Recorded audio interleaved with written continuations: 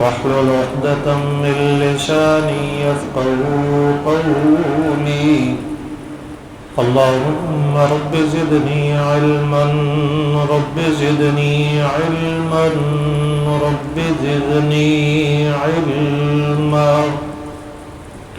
رب اشرح لي صدري ويسر لي أمري واحلل عقدة من لساني يفقهوا قولي.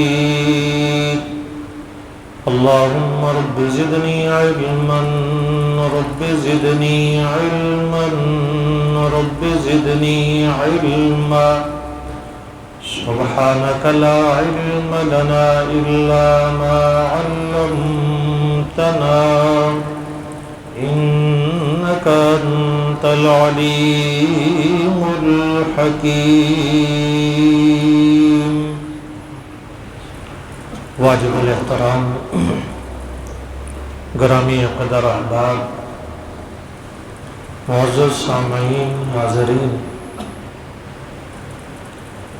اللہ رب العزت نے انسان کو بے شمار نعمتوں سے مالا مال فرمایا ہے، اور یہ محض اس کا کرم ہے، اس کا احسان ہے کہ وہ بندے کی ضرورت کے مطابق، بندے کی خواہش کے مطابق اس کی سہولت کے مطابق اس بندے کو اپنی نعمتیں عطا کرتا رہتا ہے۔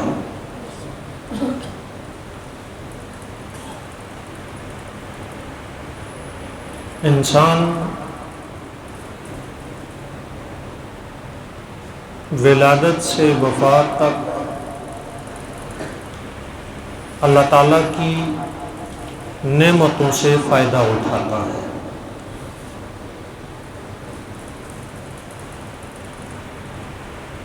اور یہ نعمتیں خالص اللہ کی دین ہوتی ہے۔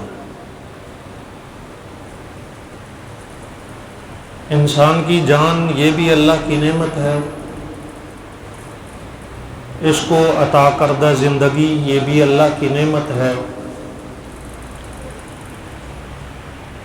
اس کو صحت ملی ہے یہ بھی اللہ کی نعمت ہے،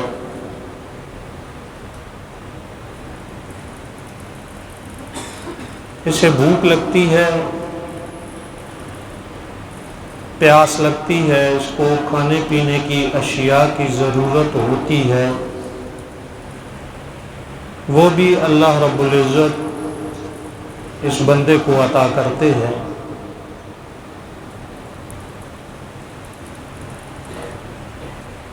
ان نعمتوں پر اللہ تعالیٰ کا جتنا شکر ادا کیا جائے کم ہے، اور اللہ کی ان بے بہا نعمتوں پر جتنا زیادہ شکر ادا کیا جائے رب کائنات اپنی نعمتوں میں اضافہ فرماتا ہے، اور اگر ان نعمتوں پر ناشکری کی جائے، ناقدری کی جائے، کفران نعمت کی جائے، ان نعمتوں کو ضائع کرنے کی کوشش کی جائے تو یہ نعمتیں آہستہ آہستہ کم ہوتی چلی جاتی ہیں۔ اللہ تعالیٰ کی نعمتوں کو کوئی بندہ شمار کرنا چاہے، کوئی اس کا ادراک کرنا چاہے تو اللہ کی نعمتوں کو وہ شمار نہیں کر سکتا۔ ان تعدوا نعمت اللہ لا تحصوها، اگر تم اللہ کی نعمتوں کو گننے لگو، لا تحصوها، تم احاطہ نہیں کر سکتے، تم گن نہیں سکتے، تم شمار نہیں کر سکتے۔ یہ تو اللہ کی نعمتیں ہیں، اور اتنی زیادہ ہیں ان کو گننا تو انسان کے باسی میں نہیں ہے۔ اس سے ایک قدم آگے اگر ہم یہ سوچنے لگ جائیں کہ اللہ کی ایک نعمت جو ہمیں ملی ہے کوئی ایک نعمت. مثال کے طور پر آنکھوں کی نعمت اللہ کی طرف سے ہے اور بہت بڑی نعمت ہے.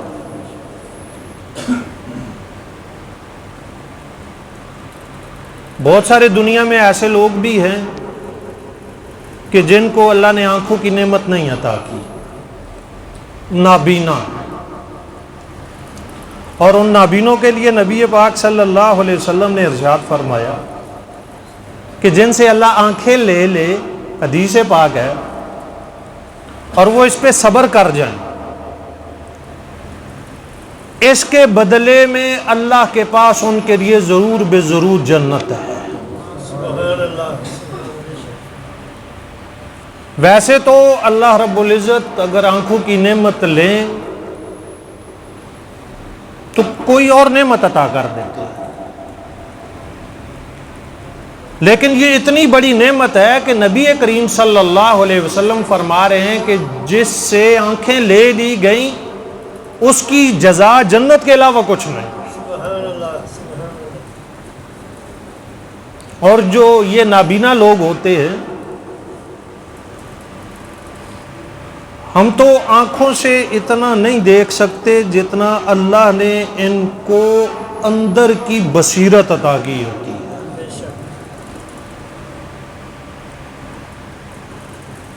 ہمارے استاذ محترم جن سے میں نے حفظ مکمل کیا، قاری شوکت محمود شاکر راولپنڈی کے تھے، نابینا تھے. قرآن پاک ایسا کہ راولپنڈی میں ان جیسا مضبوط اور پختہ قرآن پاک کسی کا نہیں تھا.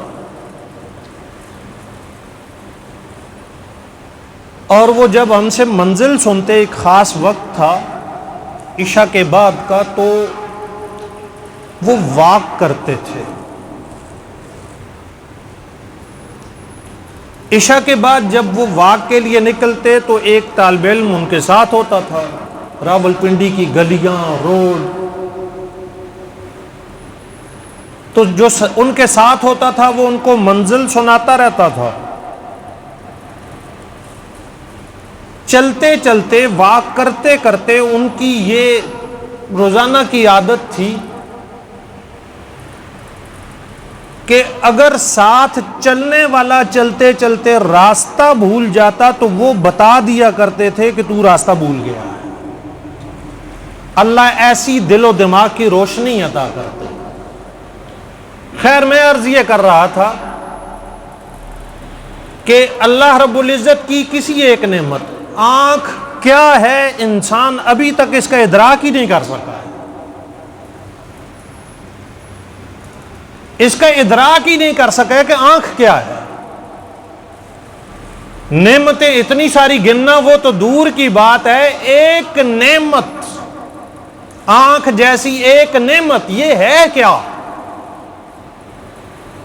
ابھی تک انسان اس کے پیچھے لگا ہوا ہے. اس میں کتنے پکسل ہوتے ہیں، اس میں کتنے پردے ہوتے ہیں، اس میں کتنی وینیں ہوتی ہیں.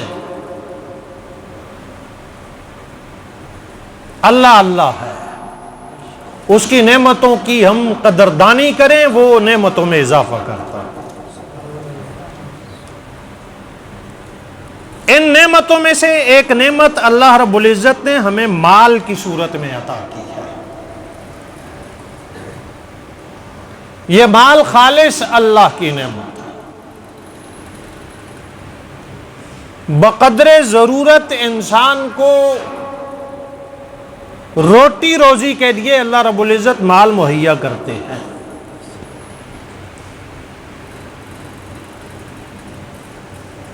اس مال پر جتنا ہم اللہ کا شکر ادا کریں گے اتنا اللہ مال میں اضافہ کرے گا، اتنا اللہ مال میں برکت ادا کرے گا.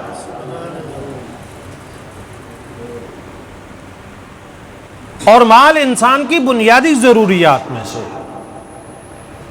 اگر یہ نہ ہو تو زندگی کا پہیہ رک جاتا، زندگی ٹھہر جاتی ہے، مشکلات کا سامنا کرنا پڑتا ہے.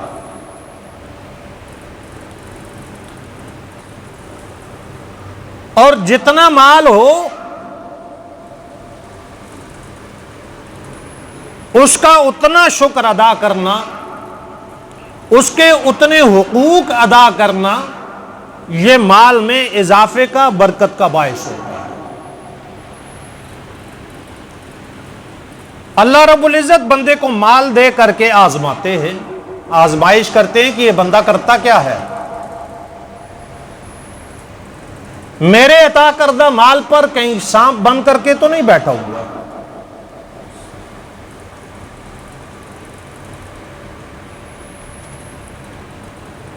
کیا یہ مال کے حقوق پورے کرتا ہے، نہیں کرتا ہے؟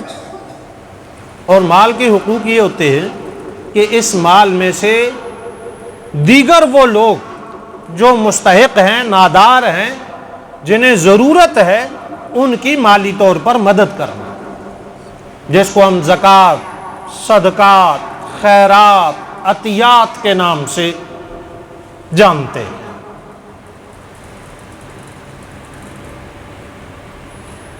مال اللہ رب العزت کی بہت بڑی نعمت، بہت بڑی دولت ہے،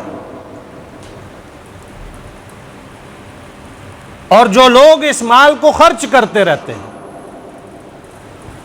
اللہ کا قرآن کہتا ہے مثل الذین ينفقون اموالهم فی سبیل اللہ کمثل حبۃ انبتت سبع سنابل فی کل سنبلۃ مئۃ حبۃ واللہ یضاعف لمن یشاء۔ ہم یہ سمجھتے ہیں کہ مال جمع کر کے مال زیادہ کر لیں گے، مال کو سنبھال کر رکھیں گے مال زیادہ ہو جائے گا، خرچ کریں گے تو کم ہوگا۔ اپنے اوپر تو ہم خرچ کرتے ہیں، لیکن کوئی مستحق، کوئی نادار، کوئی ضرورت مند، کوئی حاجت مند، یہاں بات اس کی ہو رہی ہے۔ مثل الذین ينفقون اموالهم فی سبیل اللہ، ان لوگوں کی مثال جو اللہ کی راہ میں مال خرچ کرتے ہیں۔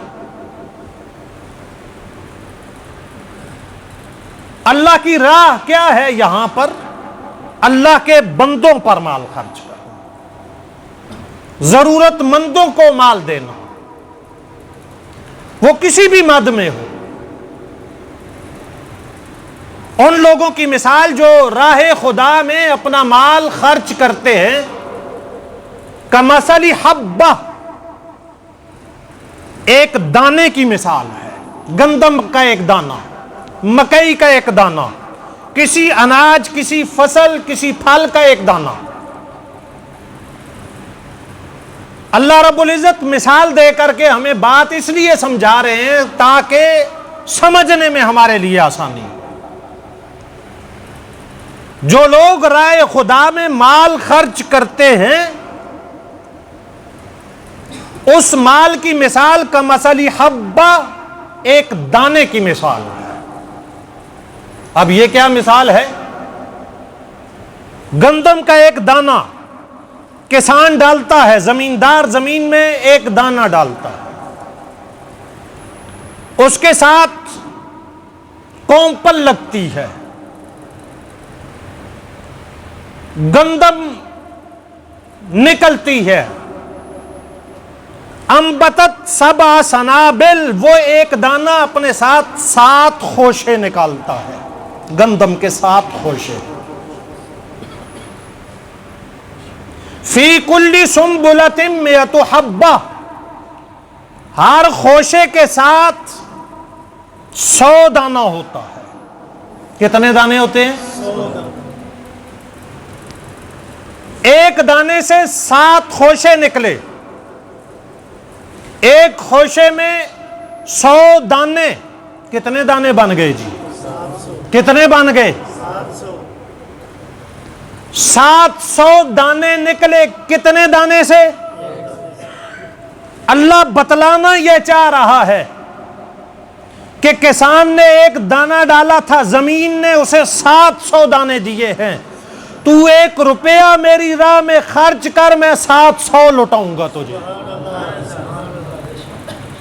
میں تجھے 700 لوٹاؤں گا۔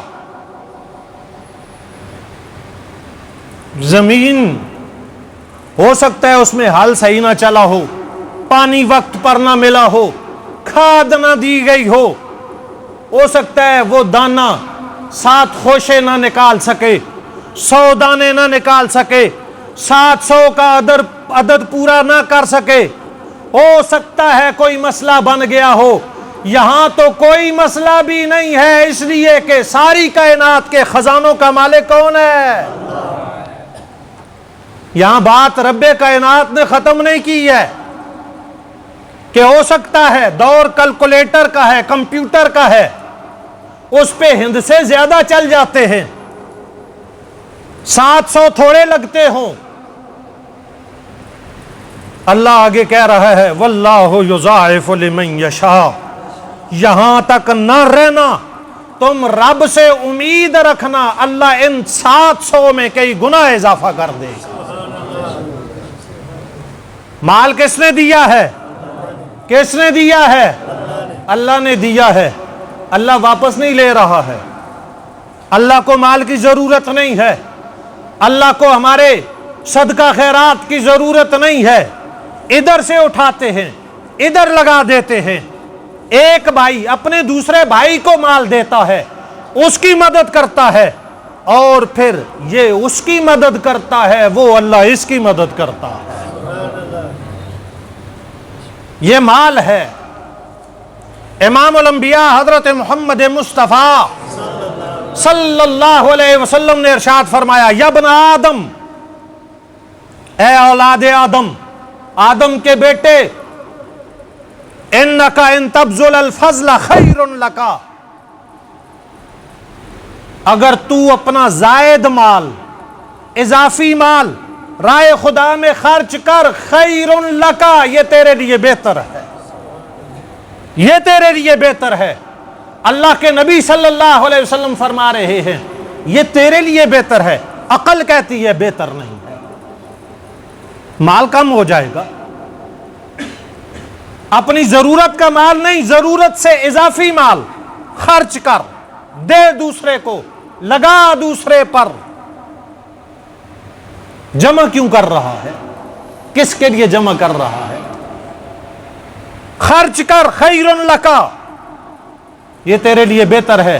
وَإِن تُمْسِكْهُ شَرٌ لَكَ، اور اگر تو روکے رکھے گا تو یہ تیرے لیے برا ہے، بدتر ہے تیرے لیے۔ جو لوگ خرچ کرتے ہیں، جو لوگ روکتے ہیں، آقا نامدار صلی اللہ علیہ وسلم نے ارشاد فرمایا ما من یوم یصبح العباد الا ملکان ینزلان، لوگ جب صبح اٹھتے ہیں، بیدار ہوتے ہیں، اس وقت اوپر سے، آسمانوں سے اللہ کے 2 فرشتے نازل ہوتے ہیں، 2 فرشتے نازل ہوتے ہیں۔ یہ کون تھا؟ یہ وہ تھا جو رائے خدا میں مال خرچ کر رہا ہے، دے رہا ہے، لٹا رہا ہے، اللہ کے نام پر صدقہ خیرات کر رہا ہے۔ یہ دوسرا کون ہے؟ جو روک کے رکھا ہوا ہے اور بخل کر رہا ہے، مال خرچ نہیں کر رہا۔ بندے اس دنیا میں 2 طرح کے ہیں، اوپر سے فرشتے بھی 2 نازل ہو رہے ہیں۔ ایک فرشتہ کہتا ہے اللہم آتی منفقا خلفا، فرشتہ دعا کر رہا ہے اللہم آتی منفقا خلفا، دوسرا دعا کر رہا ہے اللہم آتی ممسکا تلفا، جو خرچ کر رہا ہے اس کے لیے دعا یہ ہو رہی ہے، فرشتہ دعا کر رہا ہے اے اللہ خرچ کرنے والے کے مال کو محفوظ بھی کر، اس کے مال میں برکت بھی عطا کر، اور جو روک کے بیٹھا ہوا ہے، بخیل بن کے بیٹھا ہوا ہے، نہیں لگا رہا ہے، جمع کر کے بیٹھا ہوا ہے، دوسرا فرشتہ بد دعا کر رہا ہے اے اللہ اس کے مال کو تباہ و برباد فرما۔ اور ہم سمجھتے ہیں کہ ہم نے جمع کر لیا، رکھ لیا، پیچھے والوں کے لیے رکھ لیا، جمع کر رہے ہیں مال۔ آپ صلی اللہ علیہ وسلم نے ارشاد فرمایا اے اللہ کے بندے، تیرا مال وہ ہے جو تو نے کھا لیا، جو تو نے پی لیا، جو تو نے پہن لیا یہ تیرا مال ہے، اور تیرا مال وہ ہے جو تو نے آگے بھیج دیا۔ جو کھا لیا پی لیا وہ ختم، جو پہن لیا وہ بوسیدہ ہو گیا، جو تو نے آگے بھیج دیا وہ باقی رہ گیا، وہ باقی رہ گیا، باقی سارا مال ختم۔ اور ہم سمجھتے ہیں جو ہم نے پیچھے چھوڑا یہ ہمارا مال ہے، یہ تو ہمارا مال نہیں ہے۔ امام الانبیاء حضرت محمد مصطفیٰ صلی اللہ علیہ وسلم نے ارشاد فرمایا ایکم مال وارثہ احب الیہ من مالی، تم میں سے کس شخص کو اپنے مال سے زیادہ اپنے وارث کا مال پسند ہے؟ اپنے مال سے زیادہ وارث کا مال کس کو پسند ہے؟ صحابہ اکرام نے عرض کیا اللہ کے رسول صلی اللہ علیہ وسلم ما منا احد الا مالہ احب، ہم میں سے تو سب کو اپنا مال پسند ہے، وارث کا مال تو نہیں پسند، وارث کا مال کوئی اپنا تو نہیں ہے۔ اپنا مال وہ ہے جو کھا لیا پی لیا پہن لیا آگے بھیج دیا۔ ہمیں تو اپنا مال پسند ہے، دوسرے کا مال، مجھے کسی دوسرے بھائی کے مال کا کیا فائدہ ہے؟ کوئی فائدہ نہیں، نہ میں اسے خرچ کر سکتا ہوں، نہ لے سکتا ہوں، نہ اس سے فائدہ اٹھا سکتا ہوں۔ میں اپنا مال خرچ کر سکتا ہوں، اپنا مال لے سکتا ہوں، اپنے مال سے فائدہ اٹھا سکتا ہوں۔ صحابہ اکرام نے عرض کیا ہمیں تو اپنا مال پسند ہے، کسی کا مال ہمیں پسند نہیں ہے۔ تو آپ صلی اللہ علیہ وسلم نے ارشاد فرمایا فإن مالہ ما قدم ومال وارثہ ما اخر، تمہارا مال وہ ہے جو تم نے آگے بھیج دیا ہے، اور تمہارے وارث کا مال وہ ہے جو تم نے پیچھے چھوڑ دیا۔ وہ وارث کا مال ہے، وہ اپنا مال نہیں ہے، وہ اپنا مال نہیں ہے جو ہم پیچھے چھوڑ کے جاتے ہیں، وہ تو موت کے ساتھ ہی تقسیم ہو جاتا ہے، نام کسی کا لگ جاتا ہے، بٹوارا ہو جاتا ہے، لڑائی جھگڑے ہوتے ہیں وراثت کے مال میں۔ تو اپنا مال وہ ہے جو آگے بھیج دیا، جو آگے کام آئے گا، اور جو پیچھے چھوڑ دیا وہ وارث کا مال ہے۔ اس وراثت کے تناظر میں ایک بات یاد آ گئی، وراثت کی تقسیم بھی ہم عجیب و غریب کر رہے ہیں، یہ اللہ کا فرمان ہے، یہ اللہ کا قرآن ہے۔ ہر ایک وارث کا حصہ قرآن کریم نے مقرر کر دیا، یوصیکم اللہ فی اولادکم للذکر مثل حظ الانثیین، اللہ تمہیں وصیت کرتا ہے تمہاری اولاد کے بارے میں، اللہ وصیت کر رہا ہے۔ وصیت سب سے اہم کام کو کہا جاتا ہے،